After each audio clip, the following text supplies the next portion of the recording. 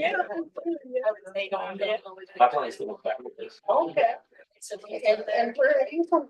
I was born in Oh, okay. Good evening, everyone, and thank you all so much for joining us. My name is Taylor, and I'm the assistant event coordinator for McNally Robinson Booksellers here in Saskatoon. Is my it's not turned on? Hamilton. it's just very quiet. Can't hear you. There has to be something. I have to do something wrong. Something, yeah. Yeah, I'm from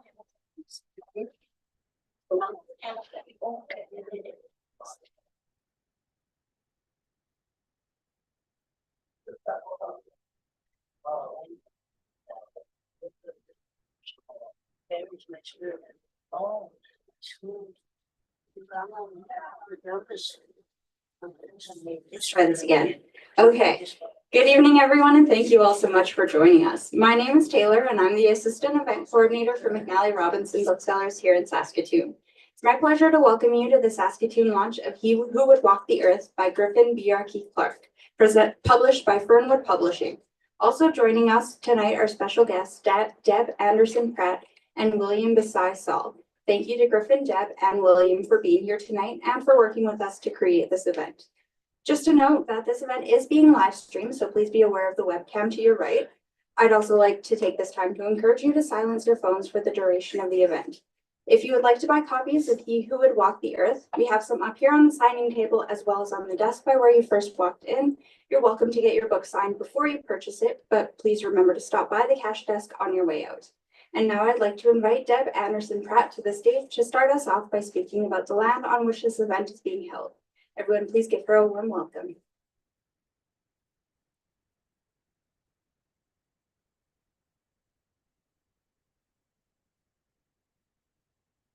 I wrote my own land acknowledgement. This is for my one back home, but I can change the territory. I guess I did acknowledge the territory. You need me to use this? I can yell.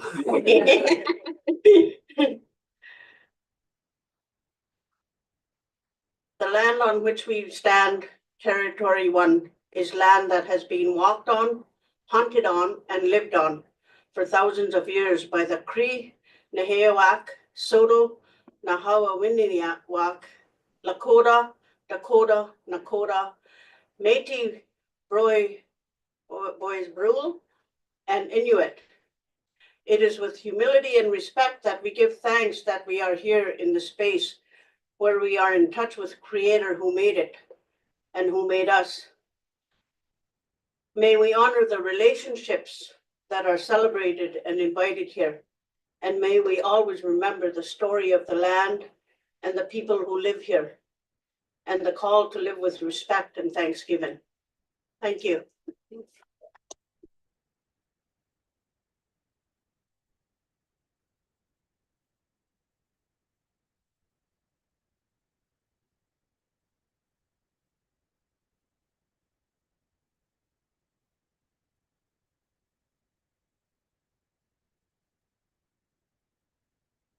Hey, everyone. I mean, Griffin Bjerke-Clarke, what is there to say about Griffin Bjerke-Clarke? He's really an exceptional individual. I've known him for a very long time. My name is William Bessai-Saul, by the way, sorry. And the man exudes narrative out of every orifice of himself. That's a little gross. But no, I'm serious though. Like for as long as I've known him, you can talk to him and, be it playing Lego as a kid or talking about various things. It's all about stories with him and stories with a lot of humor, a lot of silliness even, but within that humor is always great purpose. He's always thinking about the world around him and about his friends and about anything. He was born in Regina, and he's moved around the country a lot. He moved to Edmonton and then to Halifax, where he's studying English, and he's going to be studying education so that he can teach on reserves, which is a really good thing But what he's all about, and he lived in Norway as well. He's all about knowledge and discovery and adventure. He's a great scholar. He speaks a bunch of different languages. I don't even know all the languages he speaks, but has deep interest in linguistics and history and sociology and philosophy and literature. He's quite a fan of Russian literature. You know, ask him about Dostoevsky and he'll tell you about how hilarious the man is. But no, he's just all around a very dynamic person, and he's done all kinds of things. In addition to writing this novel, he's made like feature films out of nothing, pretty much, out of like guerrilla filmmaking, you know, get a camcorder and some friends together and make a film. And he does that compulsively. He tells stories compulsively. He's convinced me of a few things that aren't strictly true. I wouldn't call him a pathological liar. He's a pathological storyteller. And he increases the whimsy and I don't want to say the whimsy because that would be selling it short, but the stories of the world. And his book is really a synthesis of everything. His speculative, analytical mind, his desire to make the world a better place, his refusal to compromise and to make anything, you know, normal, or he's a weirdo. He's bright, and he's done all this like before the age of 30. I compare him to Alexander the Great, but I think it would be an apt comparison. I think this is really just just the latest of many triumphs and many triumphs to come. And now, because I'm sure that you guys don't really want to see me anymore, I think I should invite the man himself up, Griffin Bjerke-Clarke.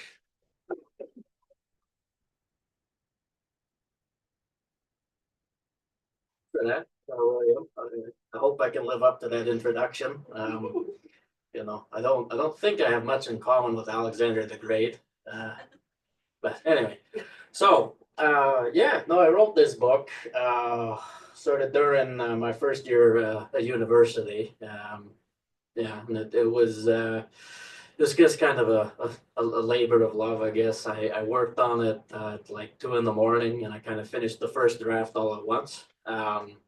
And then I kind of sent it in to a few people that said no, and then there was another no, and then there was another no. But then Fernwood said yes, and in their yes, they said something interesting. They said it's too short, make it longer, which is something I've never heard in my life. You know, like there aren't many people telling you to say more these days. But it was a very good experience. I had a really good editor who worked with me on the book, trying to flesh out certain themes that I didn't realize were kind of core to its narrative. Then, of course, my younger sister, you can find her online, guided by Polaris. She made very, very beautiful artwork for the cover and the interior illustrations. And so it's, you know, I've been all over the place, but the prairies is still very much my home. So, you know, it's one of these things where, you know, it's hard to believe I'm here, to be honest, you know, because, of course, I've known William since we were little kids, as he was saying, you know, and it's just hard to believe for me sometimes that, like, one of these, you know, stories I've had in the back of my mind for some time could, you know, end up in in the form of a book people are reading. But yeah, and it's an honor to be here. I still remember being here as, like, you know, 8-year-old kid, still convinced Saskatoon was the biggest place in the world. Anyway, so I guess people do this at these things. I don't know. I've been told to read from it, so I'm going to read from it a little bit. I don't know. Do I give the context? I'll give the context a little bit. Why not? So we're following Felix, and he's kind of going upstream. Is sort of on the run at this point, but then he's been found by an old woman. And then they kind of they have a bit of a conversation, and he's talking about how he's quite cynical, and he thinks every person is secretly a monster and so forth, and that there's no point in trying harder. And this is what she tells him. So she says, "I used to think as you do. When I was younger, that was how I saw the world. I had yet to see. But then I realized something. It's the perfect excuse. If we are truly greedy, hateful, violent creatures by nature, then we have no reason to try to be anything else. I'm telling you now, it doesn't have to be that way. We were taught to act in that manner, like there's no other way of being in the world, and we have forgotten who we truly are. It is the easiest thing in the world to believe in their fables about the human nature, and that we could be, and that we can never be anything else. If you'd rather get out of the difficult work, the agonizing, unending task of changing and learning to be better, you can. But this is the most frightening thing that people have to realize. We only have ourselves to blame, not some vague idea of what we're like deep down, because we let ourselves end up like this. And only we can decide what it means to be human with our own conscious thought." So this sort of a passage.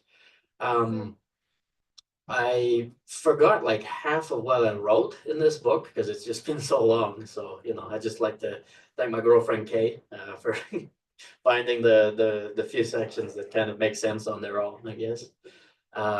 Yeah, because it's the thing I want to sort of acknowledge is, it's my name on the cover, I guess, but this is, a lot of work that a lot of people have kind of put into. A lot of people have put a lot of work into this project and kind of putting me here, So, I'd like to thank them for that land acknowledgement. I'd like to thank William for that very good introduction, and I'd like to thank everybody else who, has bounced ideas with me and has kind of helped move this along. Yeah, and so on that note, I'd like to invite William back, and we're going to have one of those conversations now. Ironically, when the book's done.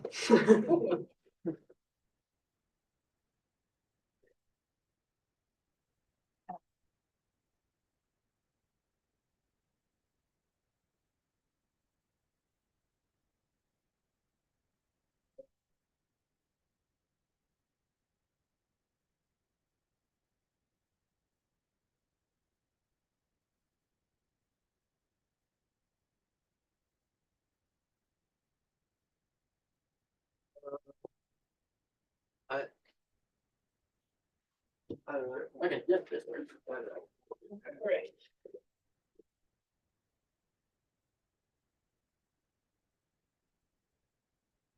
Yeah, now that we're settled in, it's time to talk about the book, I guess. Yeah. So so that first sort of that line that you read in the book sort of speaks to the overall themes of what's going on and your sort of ongoing struggle with like Thomas Hobbes and his enduring legacy. Yes. Okay, so how to put this? So when I was writing this in university, we were reading a lot of philosophers that had, a lot of things in common. They were all like sort of recognized people from Western canon, and kind of the issue I had was that they were kind of they were presented as though they were like foundational to all knowledge. Anything outside of that canon was secondary, and in order to understand anything else, we had to be introduced to this. And there are a lot of like weird baseline assumptions that a lot of those texts make. And one of them with Hobbes is that human beings are horrible, greedy creatures that secretly want to like claw each other's eyes out. And for that reason, we need laws and we need government and so forth. And it just didn't really sit too well with me because like I thought about it and I realized like, okay, if there were truly no laws, if there was no government at all, I don't think people would claw each other's eyes out. Well, conversely, like if it really is true that humans are as horrible as he says, putting a human in charge of all the other humans is probably the worst idea. Yeah, that's the other side of it. Yeah, and yeah, and he has this whole thing where he's like, well, and for this reason we have to pick a special human who's better than the rest. And I kind of wondered what the vetting process must be, because who's going to judge that but more horrible, greedy humans? So he kind of, he runs into this problem. And it was texts and texts like that that kind of led me to write the book. But on the note of powerful people and autocrats and that sort of thing, there's a number of different examples of people of that nature and the different ways that they manifest in this book. One of which being Mr. Slack, the shopkeeper that Felix works for during one section. Yes. So some of the names took me like a little while to come up with. Mr. Slack was almost instant, because he's a shopkeeper, but he's a slacker. So Mr. Slack. But he doesn't cut anyone else any slack. No, that's right. That's the one thing he should do. Is he should cut every people who aren't him some slack. But yes, because it's we've talked about him a little bit. He has like a very small amount of systemic power.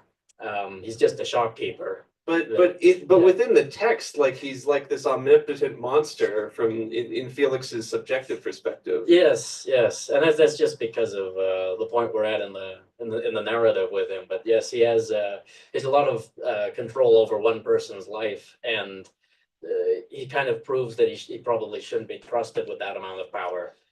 And then later on, of course, not to spoil anything, but it's revealed very abruptly how little power he has in the grand scheme of things. Yes, because he's sort of just falling victim to the overall sort of ideas of the town around him, and and so it's that's kind of another running theme in the book, I guess, with regard to power, is that people who look like they have a lot of power are often sort of guided by the systems and by the people that the precedent set before them.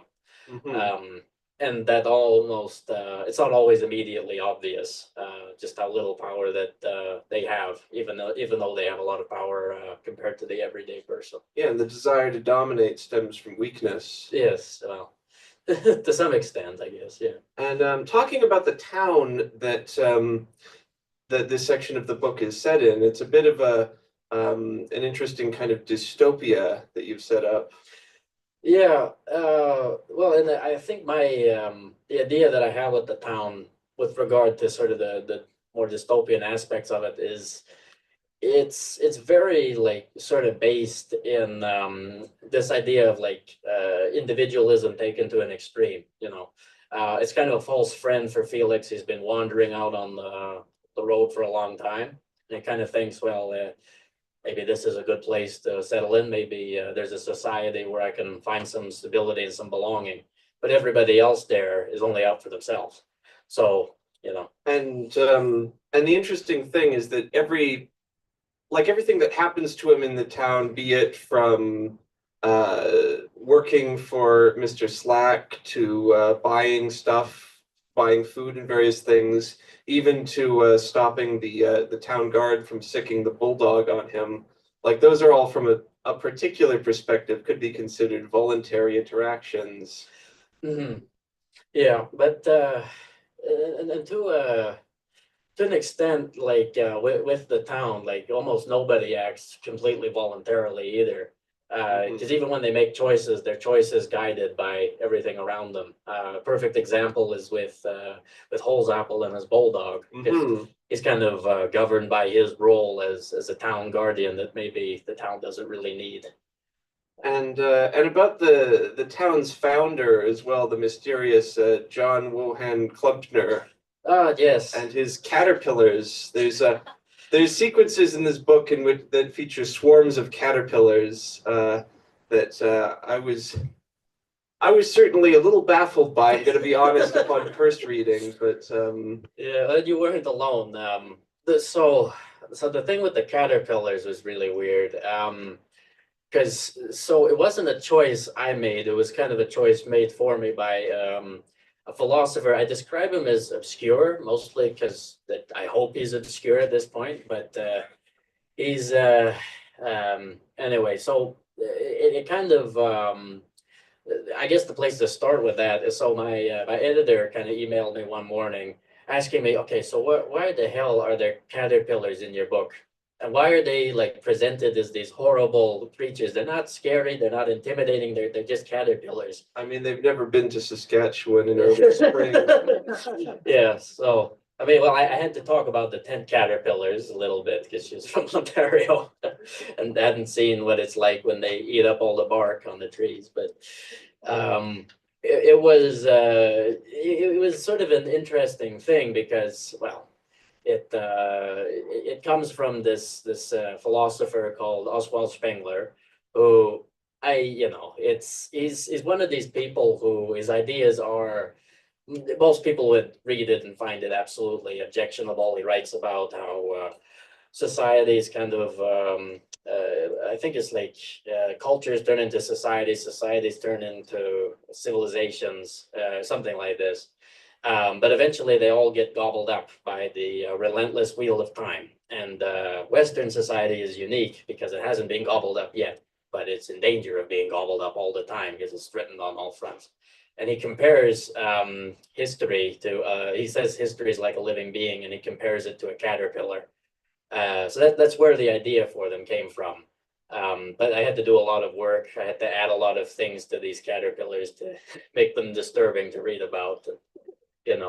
I hope I succeeded. I don't know. Maybe they're not frightening enough. And I think the thing that's most frightening about the caterpillars is when they're juxtaposed to Klempner himself, who speaks in a manner like it, that he views himself as like an enlightened ideologue, and like what he's doing is like he believes that he's saving people, and that what he's doing is quite reasonable and logical, when in reality it's horrifying. Mm-hmm. Oh, and that's, I don't know if I should say this, but I'm going to say it anyway. It's always a good way to begin. Red dot appears on your forehead. Oh no. The university's coming for me because it's so the whole thing with Klempner and the scene. So it's Felix is kind of wandering around and he sees this campfire kind of lit in the distance, and he goes towards it. He's like, well, what is this? So he sits down, and then as soon as he sits down, Klempner appears and starts lecturing him about civilization. And of course, he's just like, well, this is weird. I don't want to be here. Goodbye. But then he walks away, and then the campfire appears again in the distance, and he finds that he can't speak. He's like mysteriously trapped there. And it's a little bit funny to say, but this is like an exaggerated version of what it felt like to sit through a college lecture the first time. Specifically about like a subject I had no interest in, that was just kind of required. Just like you kind of feel like you just want to get up and leave, but you shouldn't, because maybe you're going to be graded on this later. So you just kind of sit down and you let them talk. And then like I started, a few professors said things that I knew either to be like false or kind of false by omission, or might have been more interesting if they considered another point of view. And when students talk like that, a lot of people think that you're just being a little bit arrogant, and you're just kind of being a little bit annoying. But it was just kind of like a concern of mine, that like for instance, I had one professor who talked about different stories around the world, right? And he talked about a theorist who said, well, everyone in the world has like this is the theorist talking. Everyone in the world has like different stories and different methods of storytelling, and they're all just as complicated as each other. He says, well, that's stupid. Do we want to say all these primitive, tribal, Stone Age people were as complicated as our science is today? He said, it's ridiculous. It's ridiculous. And you kind of, want to throw up your hand and you want to say, well, science was influenced by this and it was influenced by this, and, you should Google where syringes come from. But you can't really, because he's going to be marking your papers later, and if he doesn't like you, you're kind of hooped. So it was kind of an exaggerated sort of horror version of I shouldn't say all university professors, but a very particular kind of lecture that I kind of had to deal with in my first year. And it was like an objectively very funny scene, like very sort of silly, almost this kind of compulsive monologuing that this guy did. And you use humor like quite a bit in your work, like especially if people look at your sort of body of work more broadly. How do you, but that's at the same time like sits with the serious subject matter of political allegory at the same time. Oh, I mean, part of it is that like if you do like allegory and you do like political commentary and there's no humor in it, you're just like essentially writing down how terrible everything is. People don't want to read it. It's boring, it's annoying, you know. So if you add in like some humor, it makes it a little bit more approachable.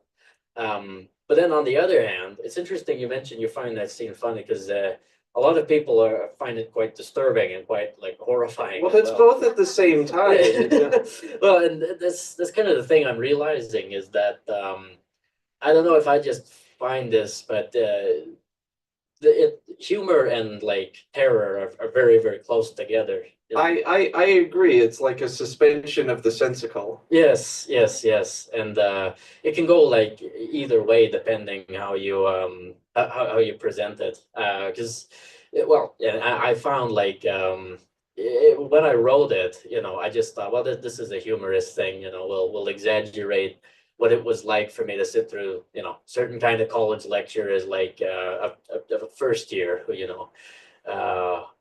Had some ideas, I guess, but yeah. But it's interesting when terror breaks into humor. It's sort of a Mm. liberatory thing where you can look at it with a bit of emotional distance and then, you know, view things more objectively. Yes, yes, I suppose. Well, and that's kind of the other thing about it too, because like sometimes I remember what it was like to hear those things or to kind of like be in those classrooms. But the more distance between me and the classrooms, the more I realized that like, you know, it might have been disturbing at the time, but in hindsight, it's a little bit funny too, you know, like it's yeah, it is interesting, like the role of proximity to it all. Mhm. Now, the broader like setting of the book, the empire, Mhm. is sort of it's a fictional empire, but it sort of draws from a number of real world empires. Like there's references to the assassination of Archduke Ferdinand and other things, like especially a lot of references to the Roman Empire, Mhm. with especially with the military terminology that you use, and Well, the military terminology just kind of came like in later drafts of the book because I don't really I didn't want to just like use like terms from the Canadian military that felt a bit like lazy and you know kind of it's one of these things where like if you ground your world too much it just kind of feels like it's copying a little bit too much. And then the only other one I could like research fairly easily was the Romans, so you know it's but there's a lot of significance to the Romans. Like you were talking earlier about the main character Felix. It's not to get into spoilers again, but it's revealed at one point that he at one point had another name, that of August, yes. and there's significance there. Yes. So, yeah. So one of the big inspirations when we read this, speaking of humor, we read the Confessions of Saint Augustine. Or Augustine. There's a bunch of ways people say his name. I'm not sure which is the accepted one. But anyway, we read the Confessions, and I could only like people were having these very like they were interesting, but they were very like stern, very serious conversations about the role of theft in the book and contradiction of ownership and all of this sort of stuff. And all I could think was it's kind of a funny thing, you know, like it's kind of it's a very funny text, and a lot of people don't think about it because it's a guy who, you know, is not the best father, you know, kind of has like a strained relationship to his marriage, we'll say. And he thinks the worst thing that he's ever done in his life is steal a pear and throw it at a pig. Now, this was the guy who, again, is like a Catholic saint, Mhm. and who at one point said something along the lines of, you know, Lord, give me the strength to resist temptation, such and such and such, Mhm. just not yet. Yes, yes. And he's, you know, and again, then there's this dramatic scene of him on the front of the book, and he's crying under a pear tree because he remembers stealing the pears and throwing them at a pig. I could only, I was laughing reading it. I couldn't imagine taking it seriously. But and so, you know, it's, But as a North African subject of the Yeah. Roman Empire, you were saying earlier. yes, because that's kind of the other thing, and this is interesting. Like we kind of had this conversation about humor earlier, where a lot of people will say that like you're laughing at something and you're kind of looking down to it, or you're not really thinking about it. But in order to laugh at something, a part of your brain sort of has to find something funny about it, you know, and so you're kind of engaging on that level. And what interested me about Augustine's narrative is that, yeah, it never goes into his experience as a North African subject of the Roman Empire. And the Romans did something like very similar to what we'd consider to be settler colonialism today, like going over to North Africa, building new Roman settlements, importing citizens and stuff. Yeah.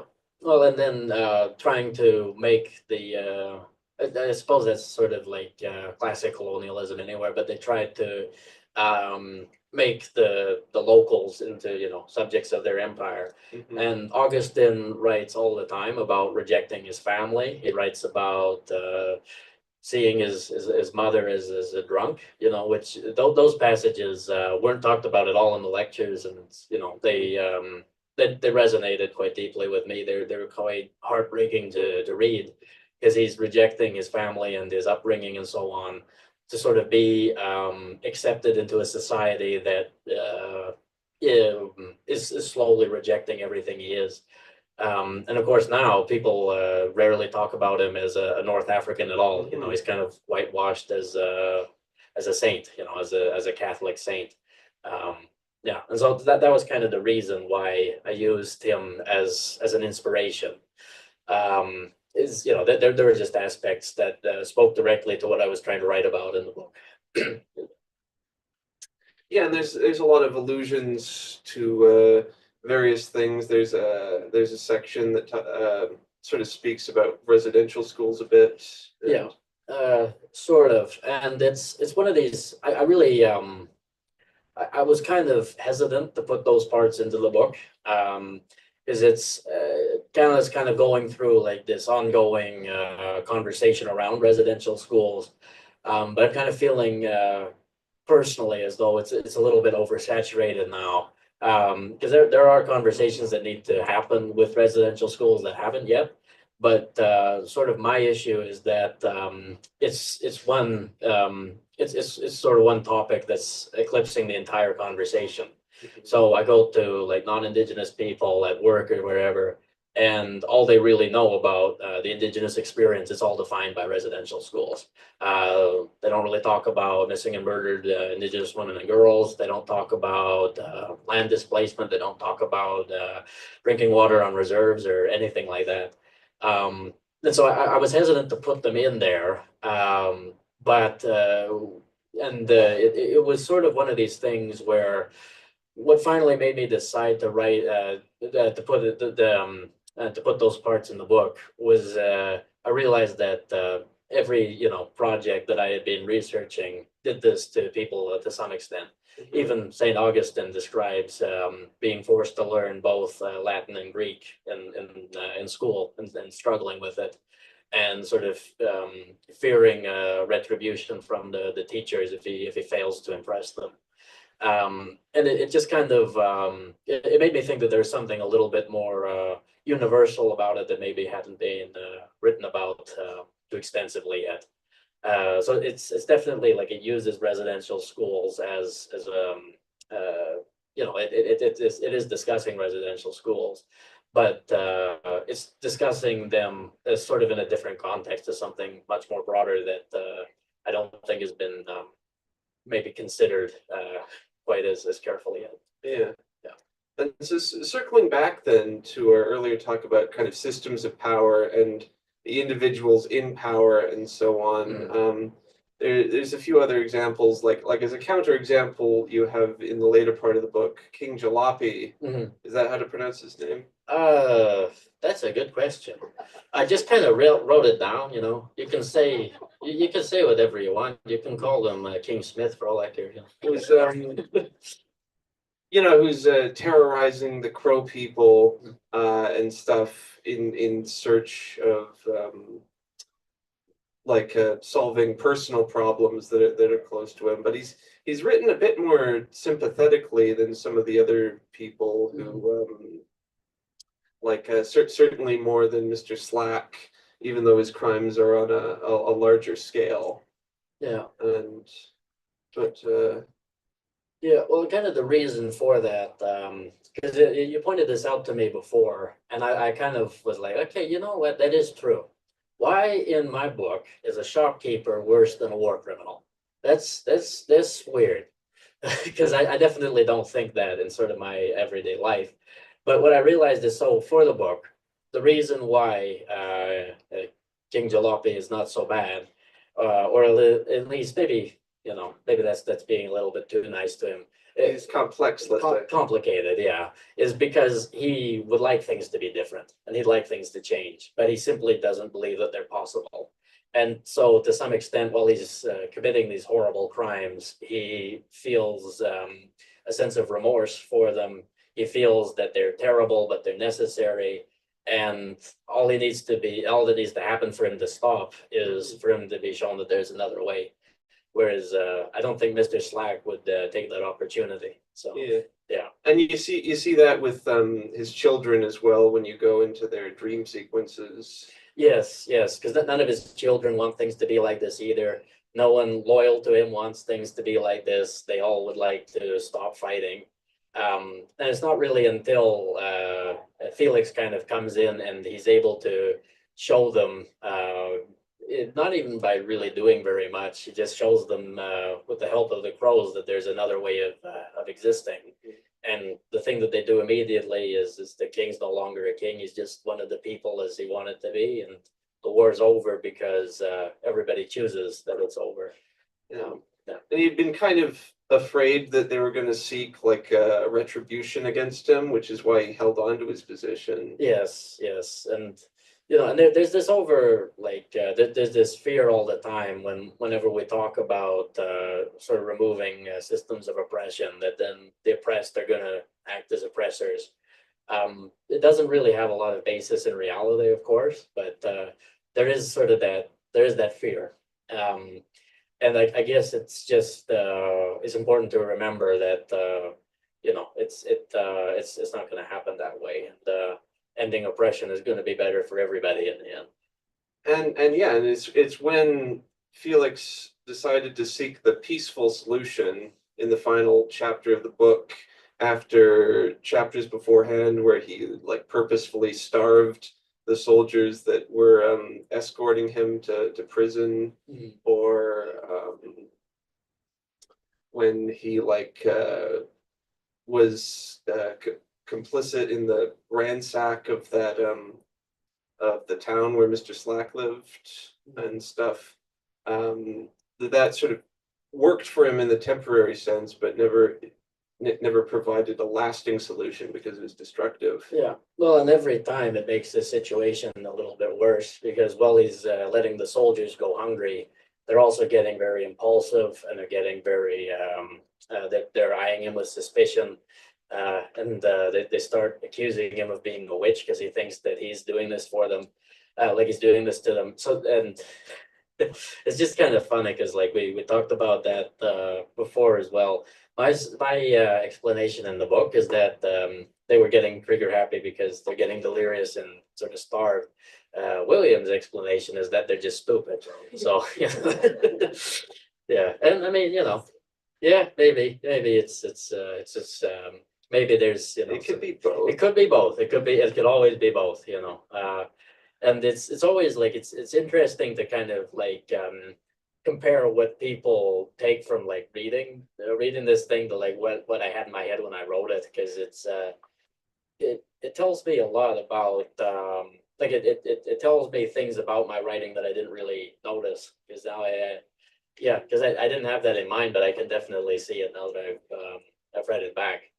But anyway, it's being, starving these soldiers, he thinks that this is going to help him, but it makes his situation more precarious. And then when the town's destroyed, he has nowhere else to go. And there's a lot of discussion of food in this book, from the various plants that he's trained to be able to identify to eat out of the wilderness, Mhm. to the sandwiches that he has to buy and pay for, to the various things, even like various kind of metaphorical kind of nourishment, like the water supply of the crows being targeted, and the stuff with the kids and Well, and I think a lot of it just kind of stems out of it. It's really, when you get down to it, it's a book about walking and walking for a very, very long time. And if you're going to do that, you need fuel to kind of keep you going. So that's where it came from. But later, I tried to use like food and sources of food to kind of explore Felix's mental state. Because when he's given the knowledge with the plants, it was kind of this interesting sort of experience where I had to kind of rediscover the places where I played as a kid, because I was I walked by all kinds of things, all kinds of plants, on Oskana trails or places like that when I was younger, but I never once considered that you could eat them and that they would be enough to sustain you. It wasn't really until later on that I learned more about plant medicine and so on, that I realized that was possible. and it's sort of a book about information, because the protagonist Felix is of course an amnesiac, and so he spends the whole book rediscovering who he is. Sort of along the way, he has some anxieties about who he might be, but then having to figure out who he really is and coming to terms with that. Yes, yes, and it's well, in a way, it's sort of it's one of these things where I wrote the book simply because I thought it worked decently well as a story, but then I realized that the more I wrote it, I kind of realized that I was writing about myself without realizing it, and I didn't have this view until I sat down and wrote this thing. I now kind of think that all fiction to some degree is a little bit autobiographical, because I was writing about the prairies, and I was writing about where I grew up, and I was writing about my experiences. But I didn't realize just how much of myself is in Felix, various points in my life, But he's it's an interesting sort of thing to realize that, like, you think you're just writing a fantasy book, but you're writing about yourself. Would you say this book is set in Saskatchewan? I don't know, because like I don't think that we've ever been part of the Roman Empire, and I don't think there are like walking crow people around. Well, they're all underground. Oh, that's right, they're underground. If you dig deep enough, you'll find the talking crows. But it's definitely inspired by Saskatchewan. It's the place I had in mind. And really, just because the basic explanation is it's just a great place to walk. But the more, I guess, the theoretical reason I picked it was, it's a place that I kind of associate with me, with my childhood, with me growing up. And I kind of it's interesting because the book's also very much like about memory as well. So I think that might have been the association in my mind. But yeah. So it's definitely Saskatchewan inspired, if not literally Saskatchewan. Yeah. So walking, though, what would you say are the essential features of walking as opposed to other modes of transportation? Well, it's interesting because you have a lot more control over where you're going than other methods of transport. But kind of the compromise is you get there it takes you a much longer time to get there. You can decide to turn anytime you want. You can decide to stop anytime you want. It's not as complicated or as stopping like a train or a bus, if you like. Well, you sort of experience a destination at every step, Yeah, as opposed to being in like this liminal box. Yes, and that's another vital aspect to it that sort of occurs in the story is that especially if you're wandering. I don't really think like Felix is like walking to anywhere. He's just kind of wandering around. And then every destination, every step is a destination in a sense. Yeah, he's not going to Mordor. No. But the book is sort of organized that way. Like it's very sort of episodic in its mode, and you didn't necessarily have to stop at the point that you did, like in terms of plot, but it's a more thematic resolution. Yeah, well, there was we talked about having an extra part to the book actually, where things would go a little bit longer. But what I kind of just realized is that like things could keep going, but Felix's individual journey is kind of at an end. So there's other stuff to explore in the world maybe, but it's Felix as a character, he's kind of done at the end. He's tired from walking too much. I shouldn't put him back on the road. Yes. What time are we at? Yeah, good question. 7:45. 7:45. All right. So we have a few more minutes. Yeah. Is there anything else you wanted to talk about with the book? I'm not sure. Should we open things up to questions? Sure. Yeah. No, yeah, that sounds good to me. Anyone has anything? Just a question about the process, Griffin. Mm. Just question again. Thank you.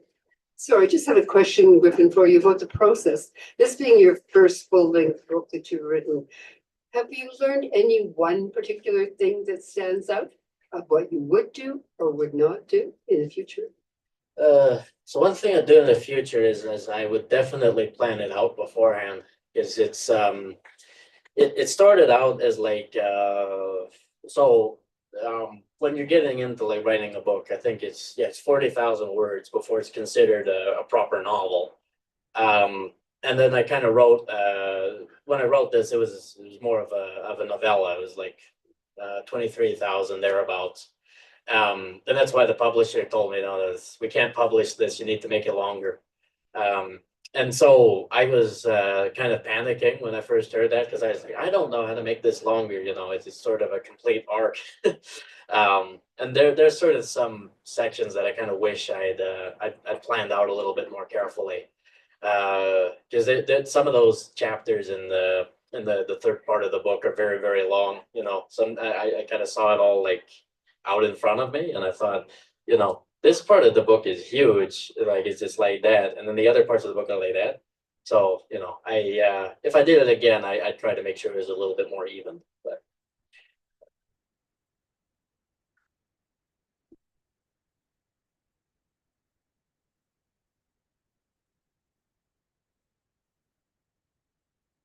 What drives you to write? What inspires you? I don't know. I don't know. I'll guess. Because it's just kind of one of these things that I did. Like I've been doing ever since I was a kid. Midichlorians.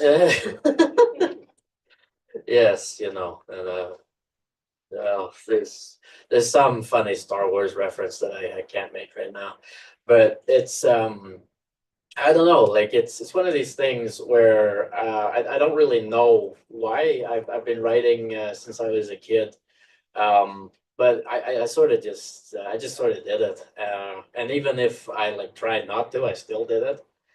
Before I could write properly, I kind of had to had like stories in my mind, and then I kind of just live in the story for a little while. But what Willie was saying at the beginning, I think is sort of the best guess I have, that I'm just kind of thinking about the world around me and processing things in my own little way. And I guess that's why I write. But what drives me, what motivates me is a whole other thing. Because I think every writer kind of has in the back of their mind like this thought, like, oh, nobody's going to read this, nobody's going to care that much. But it's I think like you kind of just have to write for yourself, kind of first and foremost.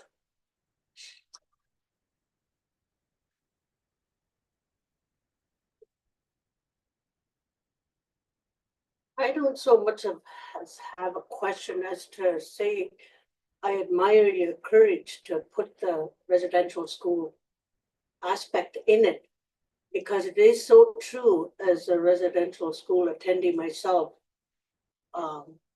People don't want to hear my story because it's boring probably. But it does also take up a lot of space on all of the other atrocities, I guess I could call it, that have happened to our people. So I just want to say I admire your courage to keep it in there.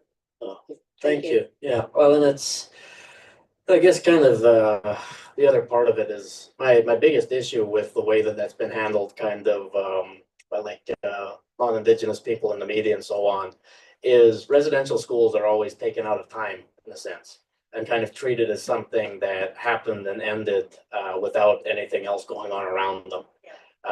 So I was only really comfortable putting that in the book and kind of recognizing it as part of a pattern. And, you know, part of a pattern that like Indigenous people here have gone through, and, you know, Indigenous occupied people all over the world have gone through. I was kind of surprised to visit Taiwan and then hear about the occupied people there going through very, very similar residential schools. But yes, thank you. I like the thoughts of the labeling of society. Like for myself, I refuse to be acknowledged as a residential school attendee. I mean, a residential school survivor. For me, that's saying that I'm a victim of society, where I'm a victim of the abuser himself. But I refuse to be a victim. I attended a residential school where I went through a lot of atrocities that never should have happened. So, but in listening to you talk with William about the book, I'm seeing a lot of themes of the labeling that society does like to have in whatever, not just Indigenous people plight or whatever, you know, but in everything. And I see that in just listening to your share, and thank you. Yeah, thank you. So if there are no more questions, thank you once again for coming. Griffin is going to stick around and sign some books. So again, if you need to purchase them, you can get them signed first and then purchase them on your way out. And thank you so much for joining us.